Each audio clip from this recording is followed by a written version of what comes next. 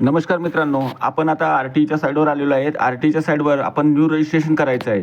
New रजिस्ट्रेशनवर select करून इथं विद्यार्थ्याची पूर्ण माहिती भरायची. विद्यार्थ्याच्या पालकाची न भरता विद्यार्थ्याची इथं पूर्ण माहिती भरायची.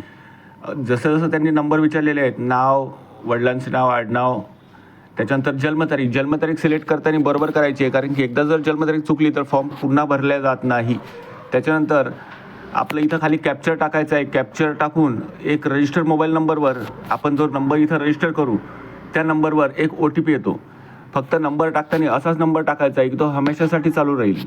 जन्मतारीख बरोबर सिलेक्ट करायची आहे, कारण की जन्मतारीख एकदा जर चुकली तर डबल भरल्या जात नाही. त्याच्यानंतर मोबाईल नंबर टाकायचा आहे. मोबाईल नंबर टाकून आपण OTP सेंड करायचा आहे. OTP सेंड झाल्यावर सबमिट केल्यावर आपल्या मोबाईलवर एक युजर ID पासवर्ड येतो. आता ह्या युजर ID पासवर्डनी हे लॉग इन होत नाही, तर याच्यासाठी एक ऑप्शन असा आहे की खाली रिकवर पासवर्ड दिलेला आहे. आता मी तुम्हाला दाखवत आहे. हा मी नंबर कॉपी केला आणि आता मी लॉग इन करून बघतोय. हा इथं आपल्याला एक नंबर आलेला आहे. हा नंबर आपण कॉपी करून घ्यायचा आहे. हा नंबर कॉपी करून घेतल्यावर हा नंबर आपल्याला शेवटपर्यंत जोपर्यंत फॉर्मची प्रोसेस चालू आहे तोपर्यंत हा नंबर आपल्या कामात येतो. आता हे मी लॉग इन करून बघतो, हे लॉग इन होणार नाही. आता याच्यानंतर लॉग इन होत नाही, तर याच्यासाठी काय ऑप्शन आहे, तर खाली रिकवर पासवर्ड दिलेला आहे. रिकवर पासवर्डवर क्लिक करायचं.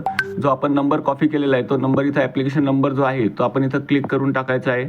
त्याच्यानंतर मुलाची डेट ऑफ बर्थ टाकायची आहे. मुलाची डेट ऑफ बर्थ टाकल्यानंतर खाली आपल्याला कॅप्चर टाकून सबमिट करून द्यायचं आहे. सबमिट करून दिल्यानंतर अजून एक पासवर्ड आपल्या मोबाईलवर येतो. जो आपण नंबर टाकलेला आहे त्याची. नमस्कार मित्रांनो, आपण आज शिकूया RTEचे फॉर्म कसे भरायचे आहेत. बऱ्याच मित्रांना RTEचे फॉर्म भरता येत नाहीत, तर सर्वात अगोदर आपण RTEच्या साईडवर जाऊन न्यू रजिस्ट्रेशनमध्ये आपली पूर्ण माहिती भरून आपला एक युजर ID पासवर्ड क्रिएट करायचा आहे. तो युजर ID आपल्या मोबाईलवर येतो.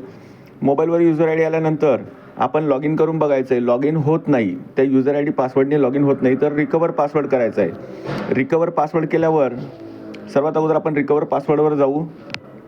रिकवर पासवर्डवर गेल्यावर आपण जो आपल्याला ॲप्लिकेशन ID आलेला आहे तो ॲप्लिकेशन ID टाकायचा आहे. त्याच्यानंतर मुलाची जन्मतारीख टाकायची आहे. मुलाची जन्मतारीख टाकल्यानंतर आपण नवीन पासवर्ड क्रिएट करू शकतो. तर सर्वात सोपी पद्धत आहे फॉर्म भरण्याची. सोपा फॉर्म आहे, फक्त फॉर्म भरताना चुकी करू नका. हे या प्रकारे आपण ॲप्लिकेशन ID टाकलेली आहे. नंतर मुलाची डेट ऑफ बर्थ सिलेक्ट केलेली आहे. डेट ऑफ बर्थ सिलेक्ट करून आपण नवीन पासवर्ड बनवलेला आहे. नवीन पासवर्ड एक सोपा पासवर्ड ठेवायचा जो आपल्या हमेशासाठी लक्षात राहील. हा पासवर्ड बनवून आपण अपडेट करू शकतो. अपडेट झालं की सर्वात अगोदर आपण साईडवर पुन्हा यायचं आहे. साईडवर पुन्हा आल्यावर आपण लॉग इन करून घ्यायचं आहे. आता माझा पासवर्ड मी क्रिएट केला आहे. आता मी पासवर्डवर लॉग इन केलेलं आहे. आता लॉग इन केल्यावर सर्वात अगोदर चाइल्ड इन्फॉर्मेशन, हे चाइल्ड इन्फॉर्मेशन पूर्ण भरायची आहे. पूर्ण माहिती भरून खाली जिओ टॅग लोकेशन आपल्याला सिलेक्ट करायचं आहे. त्याच्यानंतर इन्फॉर्मेशन आपल्याला पूर्ण इन्फॉर्मेशन भरायची. आपण कॅटेगरी वगैरे आपण OBC, SC, ST जे आहेत, आणि हो, आपण कॅटेगरी सिलेक्ट करताना आपल्याजवळ कॅटेगरीचे प्रमाणपत्र असणे आवश्यक आहे. ते आपल्याला समोर अपलोड करावे लागतात.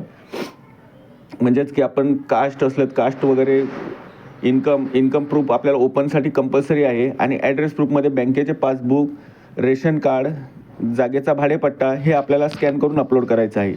तर मित्रांनो, हे आपण इन्फॉर्मेशनमध्ये फक्त कॅटेगरी सिलेक्ट करताना बरोबर सिलेक्ट करायची आहे. त्याच्यानंतर आपण कोणत्या कॅटेगरीत येतो ते कॅटेगरी सिलेक्ट केल्यावर त्याच्यानंतर खाली ऑप्शन आहे. अपंग जर असला विद्यार्थी तर अपंगाचं ऑप्शन आहे.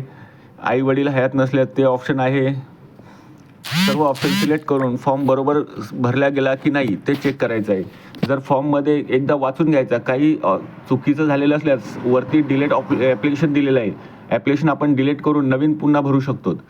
त्याच्यानंतर आपल्याला डॉक्युमेंट अपलोड करायचे आहेत. डॉक्युमेंट अपलोड केल्यानंतर आपल्याला याच्यामध्ये शाळा दाखवते. सध्या 1 किलोमीटरमध्ये शाळा येत आहेत, तर ॲड्रेस टाकताना आपण 1 किलोमीटरच्या आतली शाळा सिलेक्ट करायची आहे. त्याच्यानंतर हे ऑप्शन दिलेलं आहे की फॉर्म सबमिशन. एकदा फॉर्म वाचून घ्यायचा, बरोबर असला तरच सबमिट करायचा, नाही तर डिलीट करून नवीन फॉर्म भरू शकतो. एकदा फॉर्म सबमिट झाल्यावर पुन्हा फॉर्म भरता येत नाही. धन्यवाद मित्रांनो.